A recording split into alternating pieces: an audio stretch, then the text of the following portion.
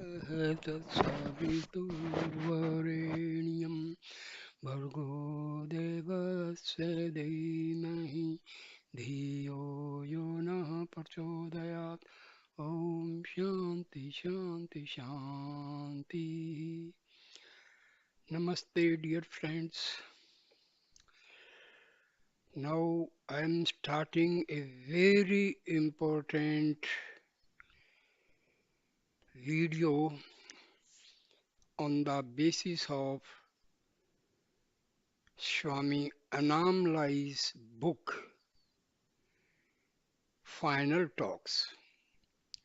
Annamalai Swami was direct disciple of Maharishi Ramana. So Annamalai Swami came to Bhagwan in 1928 and spent nearly all of the following 10 years serving him, initially as his attendant and subsequently as the supervisor of all the building projects that Sri Ramanasramam undertook during his period. The full story of Annamalai Swami association with Bhagwan has already been told in his autobiography, Living by the Words of Bhagwan. Many of the stories that Annamalai Swami alludes to in this book are told fully in their proper context in this earlier work.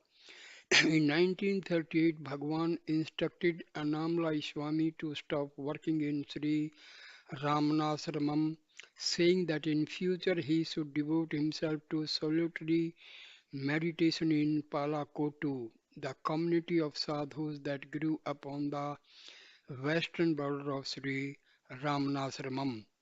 Bhagwan even went so far as to say that Annamalai Swami should not visit him in the ashram anymore. However, the harshness of this edict was considerably softened by the fact that Bhagwan came to Palakotu every day and often visited Annamalai Swami in his home, a small house that Bhagwan himself had helped to design. See, these sages, they have their own way of doing something good to a particular person. So, just directly it may seem that Maharishi is angry, but in a very, very subtle way, it was, this instruction was actually to help Annamalai Swami. So, we cannot understand their, you know, it's very difficult to understand their what they want in a particular activity. So after Bhagwan passed away in 1950, Annamalai Swami lived and did sadhana in this house for many years, devoting all his energies to carry out the spiritual teachings that Bhagwan had imparted to him. Annamalai Swami has said that his years of constant meditation in the 1950s and 60s finally brought him to a continuous awareness of the self. In the 1980s, devotees, many of them foreigners, began to visit Annamalai Swami in order to get instructions on Bhagwan's teachings. Some of the dialogues from this period appears as the final portion of Living by the Words of Bhagwan. The visitors to his ashram and the readers who subsequently encountered these teachings in book were often surprised by the elegant and transient way in which Annamalai Swami passed on the teaching that had been given to him by his master. Though he had had virtually no formal education, his deep experience of the subject matter enabled him to communicate it with rare authority. Unfortunately, very few of these sessions were recorded, so there is little record of these teaching sessions that took place in the 1980s and 90s. However, in 1995, the year that Annamalai Swami finally passed away at the age of 89, audio recordings were made of the sessions that took place between March and October. This small book is an edited record of what turned out to be the last 6 months of Annamalai Swami's teaching career. Annamalai Swami's teachings were uncompromising, straightforward, and rarely deviated from a solid core of advice that he himself had been given by his own guru. However, they were delivered with a force and a gentle humor that was irresistibly attractive. In the last few years of his life, his small room was invariably packed on the afternoons that he dispensed his wisdom. In offering this book to the general public, it is my hope that it will be found to be as useful and stimulating as the earlier collection of teaching. May the blessings of Bhagwan be on this small but valuable teaching record. So, this book was actually edited by David Godman in October 1999 at Tirumanalai. Tirumannamalai. Annamalai Swami. Now, his instructions start from here onward. Annamalai Swami says, mind is just a shadow. Attempts to catch it and control it are futile. They are just shadows chasing shadows. You cannot control or eliminate a shadow by chasing it or by putting a shadow hand on it. These are just children's games. See, we cannot control mind because mind is nothing but the chain of thoughts originating from the soul. Soul is infinite, so anything coming from infinity cannot be controlled. So, as we cannot chase our shadow, can we chase our shadow? No. So, same way, mind cannot be controlled. Swami Ram Tirtha once told a story about a small boy who ran down the street trying to catch up with the head of his shadow. He never managed because no matter how fast he ran, the shadow of his head was always few feet ahead of him. His mother, who was watching him and laughing, called out, "Put your hand on your head." When the boy followed this instruction, the shadow hand caught up with the shadow head. This was enough to satisfy the boy. This kind of advice may be enough to keep children happy, but it won't produce satisfactory results in the realm of sadhana and meditation. Don't chase your shadow thoughts and your shadow mind with mind control techniques because these techniques are also shadows. Instead, go back to the source of the shadow mind and stay there. When you abide in that place, you will be happy, and the desire to go chasing after shadow thoughts will no longer be there. See, instead of struggling for controlling the mind, it is always better direct the mind to go back its source. And the source of the mind is the soul, the real self. So, try to divert the mind to go back to its source, that is the spiritual heart, where lies the real self.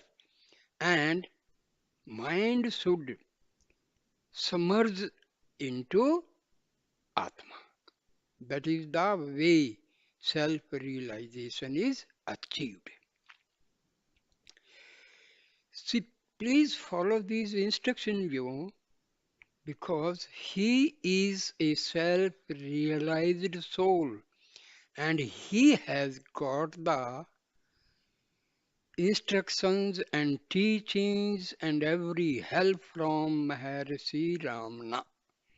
So each and every word and sentence of Annamalai Swami is true, authenticated, and very helpful. Bhagwan often told the story of a man who tried to get rid of his shadow by burying it in a pit. This man dug a hole and then stood on the edge of it in such a way that his shadow was cast on the bottom of the hole he had just made. After lining it up in this way, he started throwing soil on the shadow in an attempt to bury it. Of course, no matter how much soil he put in the hole, the shadow still remained on top of it. Your mind is an insubstantial shadow that will follow you around wherever you go. Attempts to eliminate or control it cannot be succeed while there is still a belief that the mind is real and that it is something that can be controlled by physical or mental activity. Because mind is not at all real. That is the very important thing to know. Mind is not real. It is just, it does not exist in reality. It is just the thoughts arising from the soul constitute this mind. So, if we can control the arising of thoughts, the mind can be controlled. So, instead of controlling the mind, the better just stop the arising of thoughts from the soul. That is the ultimate controlling of mind. Now, a question is put to Annamalai Swami. But this shadow mind must still be eliminated by some means. Annamalai Swami answers, when self-realization happens, mind is no longer there.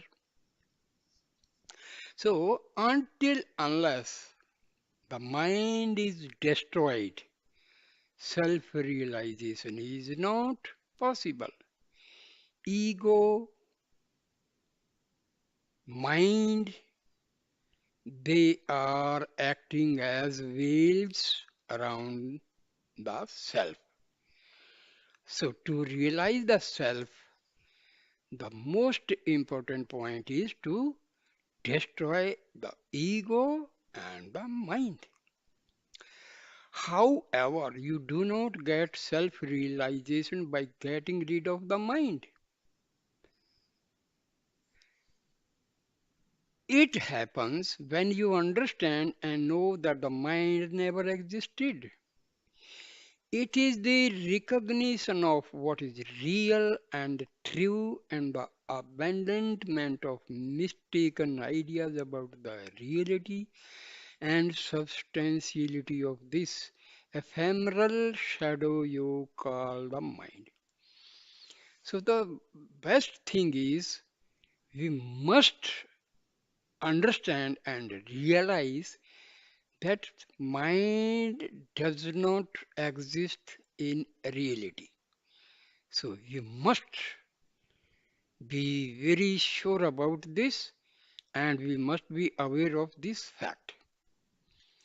Because the thing which is not existing, how can we control, how can we destroy? That is the thing, no? The basic thing is mind does not exist. This must be understood. This is why Bhagwan and many other teachers kept bringing up the analogy of the snake and the rope. If you mistake a rope on the ground for a snake, the snake only exists as an idea in your mind. The idea might cause you a lot of worry and anxiety, and you may waste a lot of mental energy wondering how to avoid the snake or kill it. But this fact remains: there is no snake outside your imagination. When you see the rope, the substratum upon which your false idea of a snake is superimposed, the idea that there is a snake and that it is real instantly vanishes. It is not a real snake that has disappeared. The only thing that has disappeared is an erroneous idea. So, mind in reality does not exist. So the question of controlling the mind also does not exist. The thing which is not existing, how can we control it? How can we destroy it? We cannot destroy the thing which is non-existent. The substratum upon which the false idea of the mind has been superimposed is the self. When you see the mind, the self, the underlying substratum is not seen. It is hidden by a false but persistent idea. And conversely, when the self is seen, there is no mind. So, to realize the soul, mind is to be destroyed. And when the mind is destroyed, you can see the soul. Now, question put to Annamalai Swami. But how to give up this false idea that the mind is real?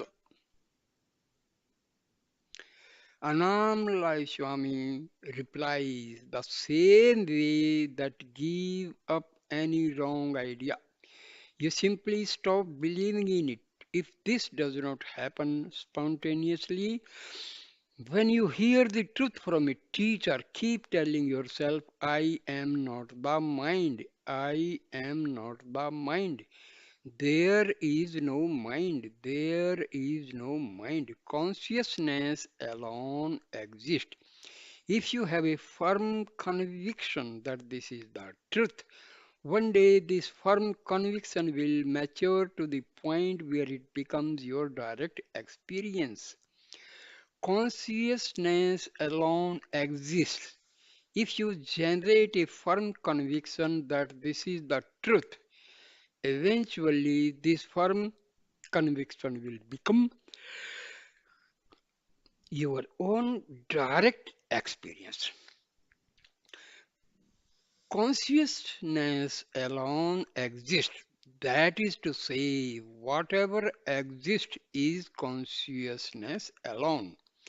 Keep this in mind and don't allow yourself to regard anything else as being real. If you fail and give even a little reality to the mind, it will become your own false reality. Once this initial wrong identification, I am the mind is real, has happened, problems and suffering will follow. Don't be afraid of the mind. It is a false tiger, not a real one. Something that is not real cannot harm you. Fear and anxiety may come to you if you believe that there is a real tiger in your vicinity.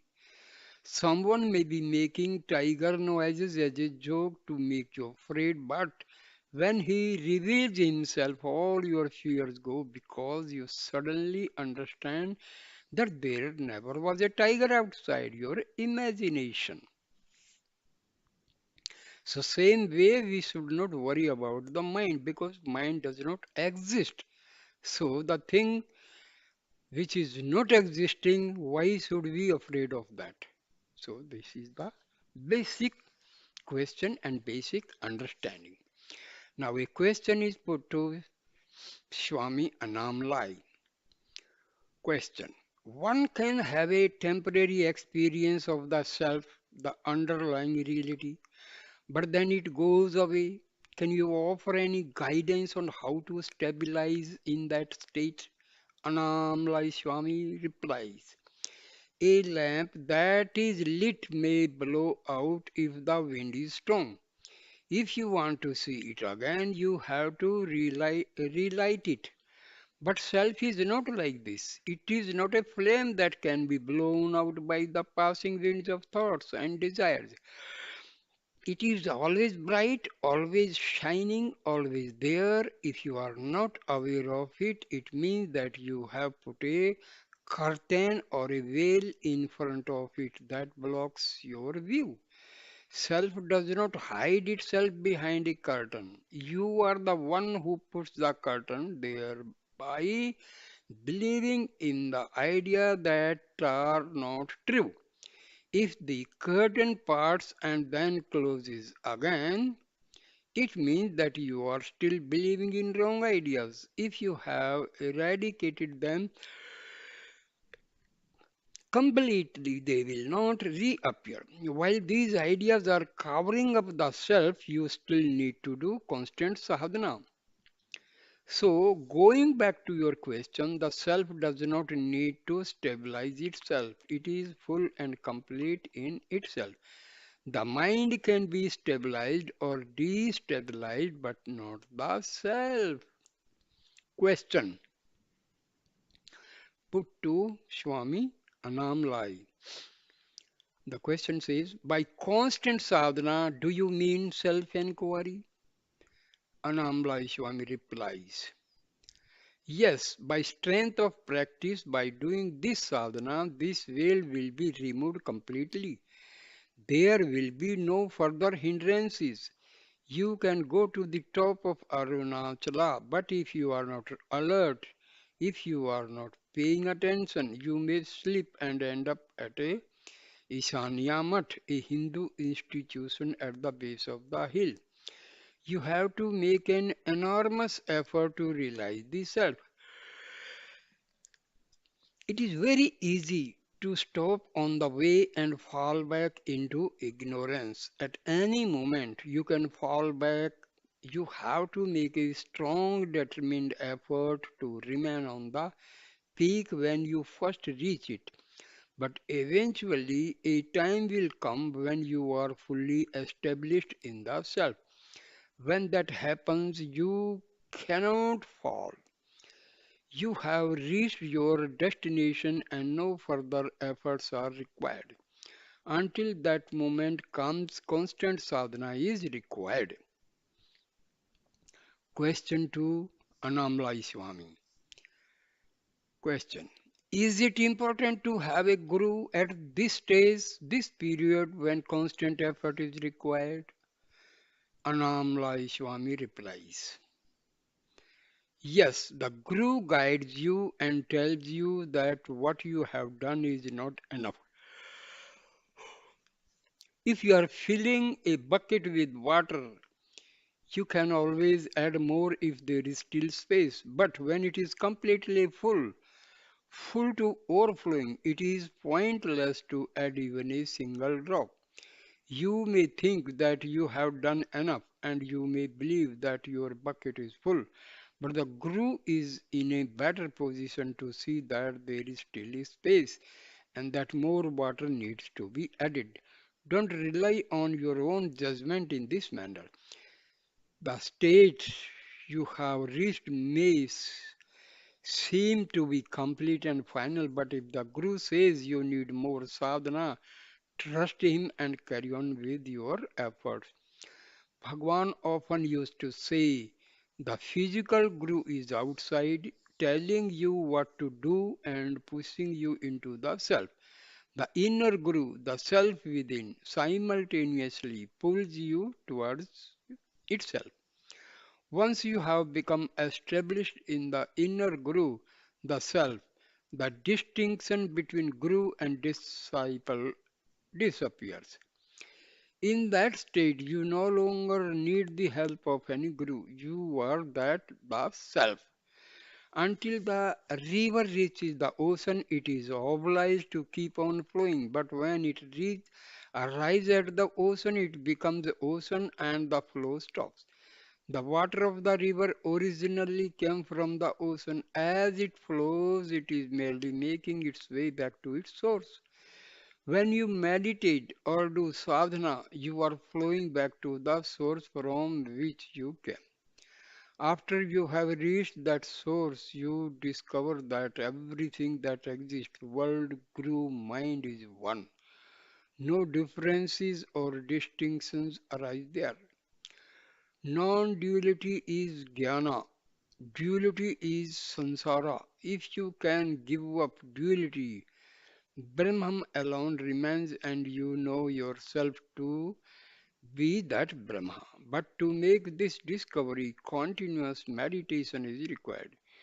Don't allocate periods of time for this. Don't regard it as something that you do when you sit with your eyes closed. This meditation has to be continuous. Do it while you are eating, walking, and even talking. It has to be continued all the time. Okay. Question to Annamalai Swami. How does the jnani relate to his body? How does it feel to him? Annamalai Swami replies, the jnani is not really aware of the body, or if he is, he feels it like akasha, space itself. After one of the operations to remove the tumor on Bhagwan's arm had been completed, I was worried enough to send a girl who worked for me to the ashram to ask how Bhagwan was. I could not go myself because Bhagwan has asked me not to visit him. When this girl told Bhagwan why she had come, he started laughing very loudly. I interpreted this to mean that nothing had really happened. His laughter was a message to me that Bhagwan was not his body and that I should therefore not be upset or worried by anything that happened to it. Years before I was walking on the hill with Bhagwan when he remarked, I don't feel the weight of the body at all.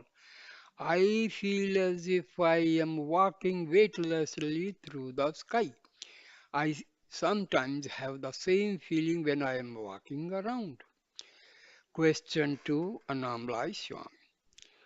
I was not here yesterday, but it seemed that someone asked a question about the vibration that comes of a jnani.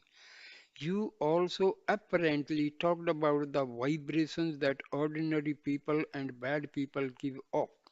Can you repeat what you said? Annamalai Swami replies, a jnani's vibrations stay even after he leaves the body. All people leave vibrations in the places they have been and lived. Jnanis leave a good vibration and bad people leave a bad vibration.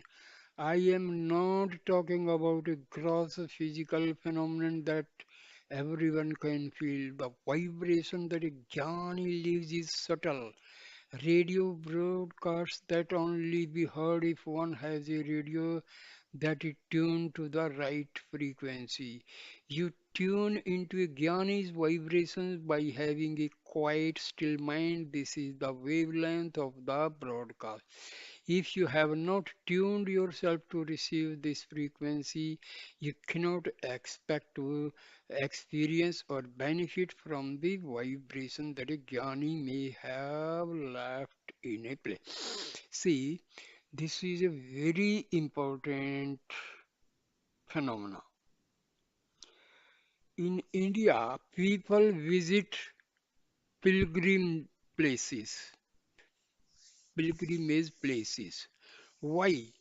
Because these places had been visited by realized souls, sages, rishis, mahatmas.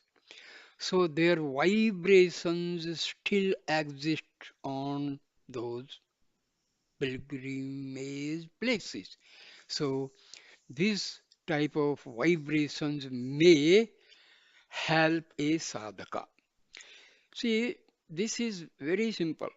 If you visit a place where animals are butchered, there you can never experience peace of mind. Once you visit such a place, a butchery where animals are butchered, you cannot have the peace of mind. Why? Because the vibrations are negative. If you visit the ashram of a sage, there you will get peace of mind because the vibrations are positive. So, if you have not tuned yourself to receive this frequency, you cannot expect to experience or benefit from the vibration that a jnani may have left in a place. Question put to Annamalai Swami. Is the intensity of the vibrations more if we stay closer to a living jnani?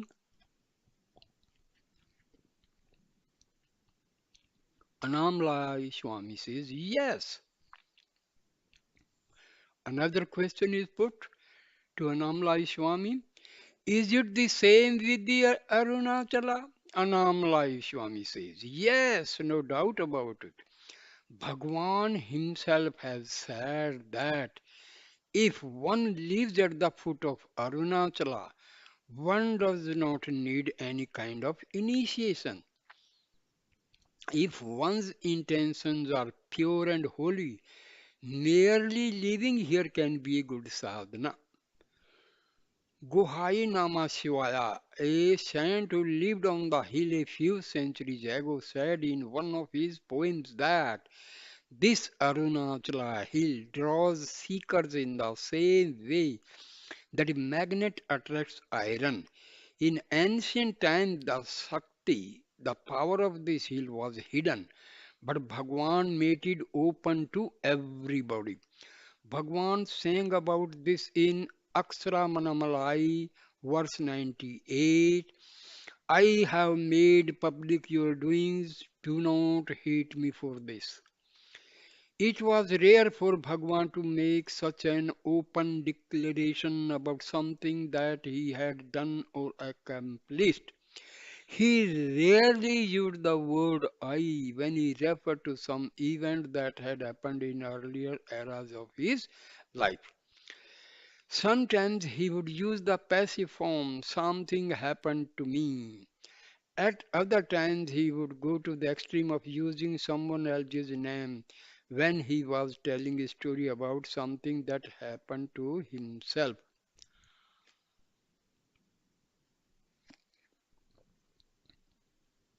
A question is put by a devotee. The question says, I am going back to Europe for 2 months. It may be longer because there is a possibility that I may have to prolong the trip.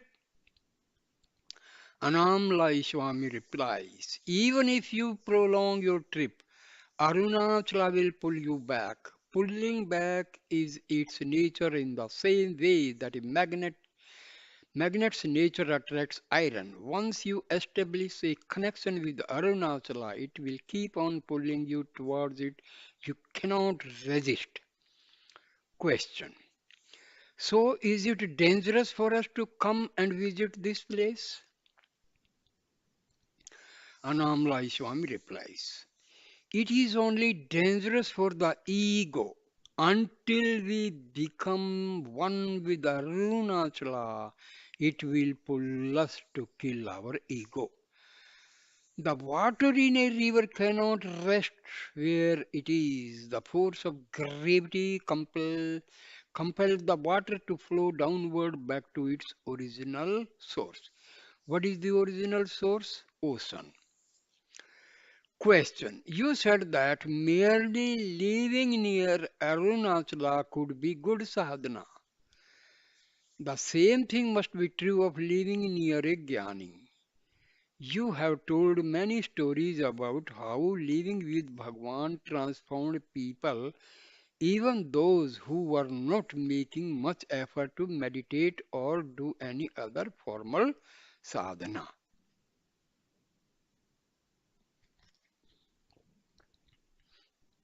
Annamalai Swami replies, yes, we were all immeasurably benefited by being in his presence, by doing ordinary, everyday things with him.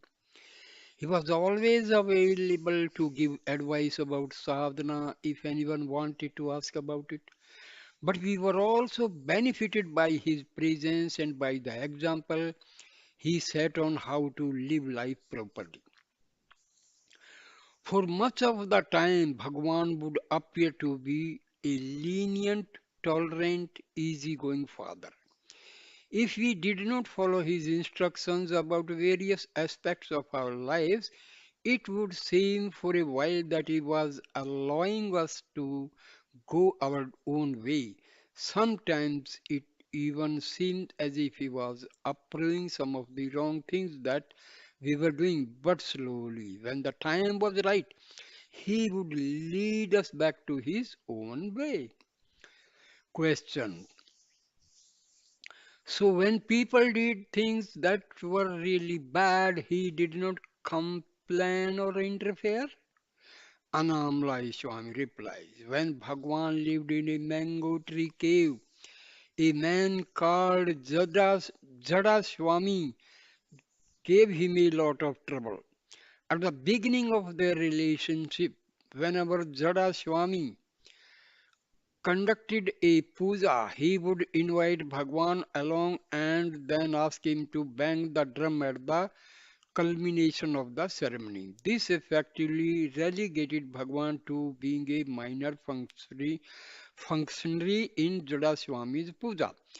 Jada Swami would put on quite a good show, so much so that many passing pilgrims or members of the public would be attracted to these ceremonies. It helped, of course, that Jada Swami got a very imposing figure.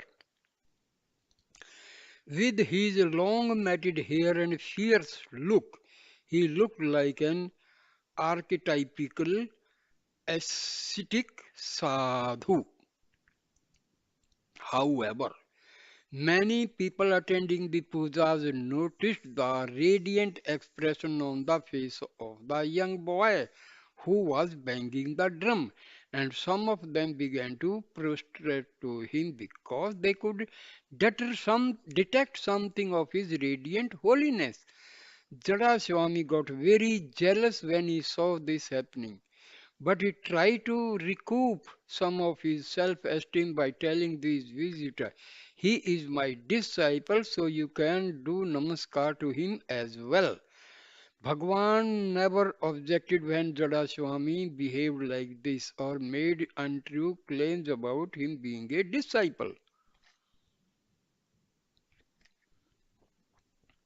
When it became clear that Bhagwan was going to attract a big following of his own, Jada Swami got jealous and tried to drive him off the hill. On one occasion, when Bhagwan was sitting outside Virupaksa cave, Jada Swami even tried to kill him by rolling a big boulder onto him. Bhagwan, who was sitting with his back to Jada Swami, got an early warning of the attack when he heard some little pebbles cascading down the rock behind him. Bhagwan jumped up and caught Jadaswami red-handed. When he confronted him and asked him what he was doing, Jadaswami tried to bluff his way out of it by saying that he was just playing a practical joke.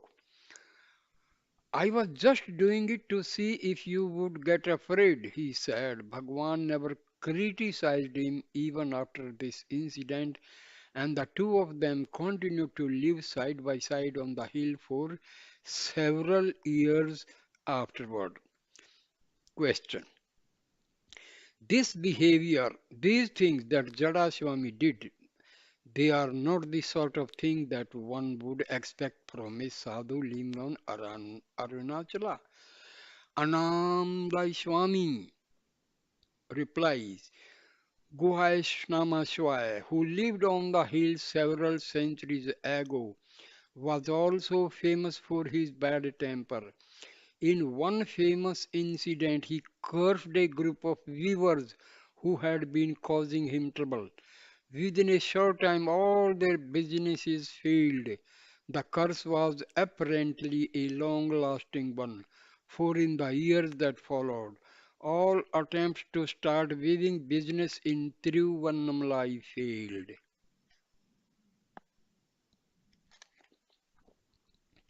Question. So, would you say that Bhagwan was very tolerant of people who treated him badly?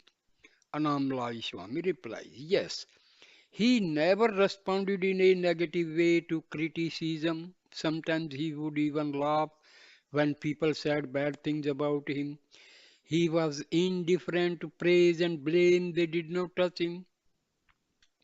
When Perumal Swami printed his insulting book about Bhagwan, Bhagwan simply said, keep the book in front of the ashram so that people can read it there.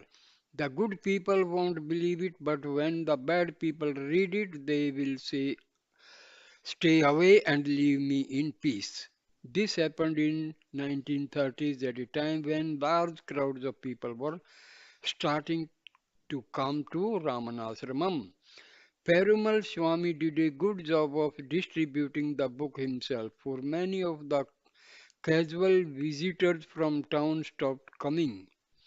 It was a bit of a break for us because many people would just come at mealtime hoping to get a free meal. These freeloaders were disturbance for all of us. Sundaram, Annamalai Swami's translator. The same thing is happening here. We cooked, Sundaram is further to this answer. We cooked a special meal for Punarvasu and invited some devotees to eat. Without telling Swami, one man brought 17 extra people, none of whom were devotees. We had never seen any of them before. We had only cooked food for 15 people. If one or two extra people had come, we could have managed, but we could not give a meal to all these extra people. We divided the food up to into very small quantities and fed all these unknown people who had just shown up to eat. When the meal was over, they started wandering around, making a nuisance of themselves. They disturbed the people who were still cooking in the kitchen and they stole the sandals of one of our devotees.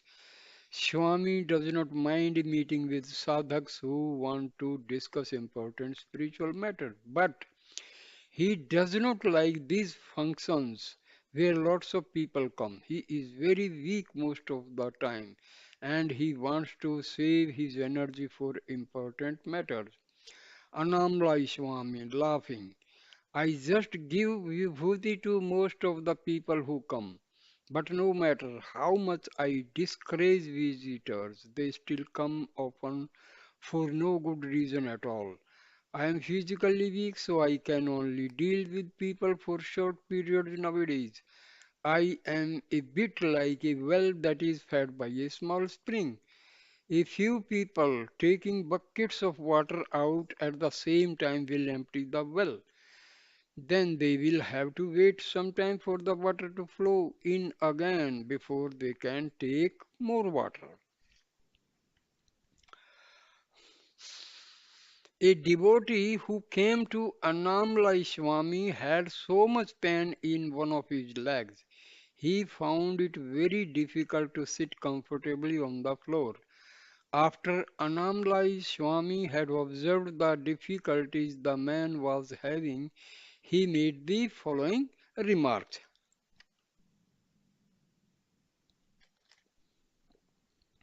Annamalai Swami. Though the body is needed for sadhana, one should not identify with it. We should make good use of it and look after it well, but we should not pay too much attention to it. There are so many thoughts in the mind, thought after the thought after thought, they never stop. But there is one thought that is continuous, though it is mostly subconscious. I am the body. This is the string on which all other thoughts are threaded. Once we identify ourselves with the body by thinking this thought, Maya follows. It also follows that if we cease to identify ourselves with the body, Maya will not affect us anymore. See, Maya is nothing but the power of God. It, it says its function is to confuse. It will lead us from reality to unreality. That is the main function of Maya. Somehow or the other, it will trick us away from the self. Maya is fundamentally non-existent. See, Bhagwan said that Maya literally means that which is not.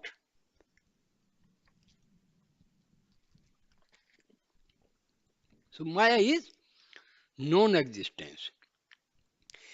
It is unreal because everything that Maya produces is an outgrowth of a wrong idea. It is a consequence of taking something to be true that is not really true. How can something that is not real produce something that is real? If a barren woman says that she has been beaten by her son, or that she has been injured by the horns of a hare, we would rightly take her to be deluded. Something that does not exist cannot be the cause of suffering or of anything else. Maya may appear to be real, to have a real existence, but this is a false appearance. The truth is, it is not real. It has no existence at all. How to get rid of this? I am the body feeling and of the Maya that is produced by it. It does not when there is this Saman Bhava, the equanimity or equality of outlook that leaves one unaffected by extreme opposites such as happiness and unhappiness, pleasure and pain. When Saman, Saman Bhava is attained, the idea I am the body is no longer present and Maya is transcendent. Question put to Annamalai Swami. Is the body to be regarded as unreal, as not me? What attitude should I have towards this body and all the sensory information it provides me with? Annamalai Swami replies, by itself, this body is jada, inert and lifeless. Without the mind, the body cannot function. And how does the mind function? Through the five senses that the body provides. Mind and the body are like the tongue and teeth in the mouth. They have to work in harmony with each other. The teeth do not fight with the tongue and bite it. Mind and body should combine in the same harmonious way. However, if we want to go beyond the body, beyond the mind, we have to understand and fully accept that all the information the senses provide is not real. Like the mirage that produces an illusory oasis in the desert, the senses create the impression that there is a real world in front of us that is being perceived by the mind. The apparent reality of the world is an illusion. It is merely a misperception. When the mind perceives a snake where in reality there is only a rope, this is clearly a case of the senses projecting an imaginary image onto a real substratum. This, on a large scale, is how the unreal appearance of the world is projected by the mind and the senses onto the understanding reality of the self. Once this happens, we see the superimposition, the unreal names and forms we have created, and we forget about the substratum, the reality that underlies them. Many examples are given by our teachers and by our spiritual books. If you see a carved wooden elephant, for example, at some point you forget that it is only wood. You see the form of the carving and your mind gives that form the name elephant. While your mind is registering this name and this form, you are no longer registering the object as a block of wood. It is the same when you see jewelry made out of gold. You see a shape, call it a ring or a necklace, and while you are studying the form, you temporarily forget the substance it is made of. Self inquiry is the process by which attention is put on the substratum instead of on the names and forms that are habitually imposed on it. Self is the substratum out of which all things appear to manifest, and the jnani is one who is continually aware of the real substratum. He is never deluded into believing that the names and forms are perceived by the senses have any real existence. Whatever we see in this room, for example, that picture of Bhagwan over there is unreal. It has no more reality than the objects we perceive in our dreams. We think we live in a real, materially substantial world and that our minds and bodies are real entities that move around it. When the self is seen and known, all these ideas fade away and one is left with the knowledge self alone exists. Question. If I regard all the people that I see and meet as unreal projections, what do I base my moral sense on? I can go around killing them or robbing them without feeling guilty because I would know that they are just characters in my dream. Annamalai Swami. Everything that we perceive is Maya, an unreal dream, but one should not then think, since everything is unreal, I can do what I like. There are dream consequences for the bad acts committed in the dream, and while you still take the dream to be the reality, you will suffer the consequences of your bad behavior. Do no evil and have no hate, have equanimity towards everything. Annamalai Swami then turned to a devotee who had been sitting motionless with his eyes closed in front of him. If you sit in a meditation for a long time without moving the body, the mind gets dull and tamasic. Even moving the toes while you sitting in a good way of getting rid of the tamas.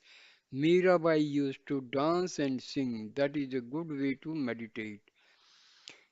Gripadrikshana, walking around Arunachala is also good. It is walking meditation. Annamalai Swami. Today I am going to tell you a story I once heard. A rich man lived in a village from his youth till his old age. He had spent all his time accumulating wealth. He owned many houses and vast tracts of land. As his material wealth increased, his ego expanded with it. He enjoyed boasting about his wealth. One day, as he was sitting in front of his house with a stick in his hand, a poor man who was known to be little stupid passed by. Why are you holding the stick in your hand? He asked. The rich man decided to have some fun with him. It is a special stick, he replied. It has to be given to an idiot. This stick is passed from one person to person, and each person who receives it must pass it on to someone who is more stupid than he is. Giving him the stick, he continued, now it is your turn to own it. You must keep it with you until you find someone who is an even bigger idiot than you. The poor man humbly accepted the stick and began his quest to find someone whom he felt had even less intelligence than he did. Since he was by a long way the least intelligent person in the village, he could not find anyone to give the stick to. A few weeks later, he heard that the rich man was sick and dying. He went to visit him, partly to pay his last respects and partly to tell him that he had not managed to find anyone to give the stick to. He took his custody of the stick very seriously and he wanted advice from the rich man who on what he should do with it. After some preliminary conversation about the rich man's health and the fate of the stick, the poor man asked the rich man what was going to happen to all his money when he died. I have to leave all my money here, answered the rich man. I do not know where and when I shall be reborn, but I do not know that I cannot take any of my money with me. I shall have to start off with nothing again. He relapsed onto a glum silence, not relishing the prospect of being parted from his money. The poor man, who had never really considered this aspect of dying before, thought about it for a while and then came to a conclusion. You must have the stick, he said, handing it back to him, because I have suddenly realized that you are an even bigger idiot than I am. Though you have had a long life and many opportunities, you have accumulated nothing of value that you can carry forward with you. You have no peace of mind because you are worried about losing your money, and you have accumulated no good karma because you have spent your wild life pursuing selfish ends. In a few days, the piles of money you have amassed will have the same value for you as piles of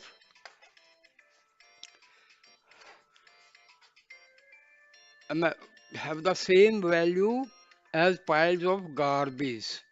This money will have no value. By devoting your entire life to the accumulation of things that will ultimately prove to be of no use, you have demonstrated that you are a worthy recipient of the stick.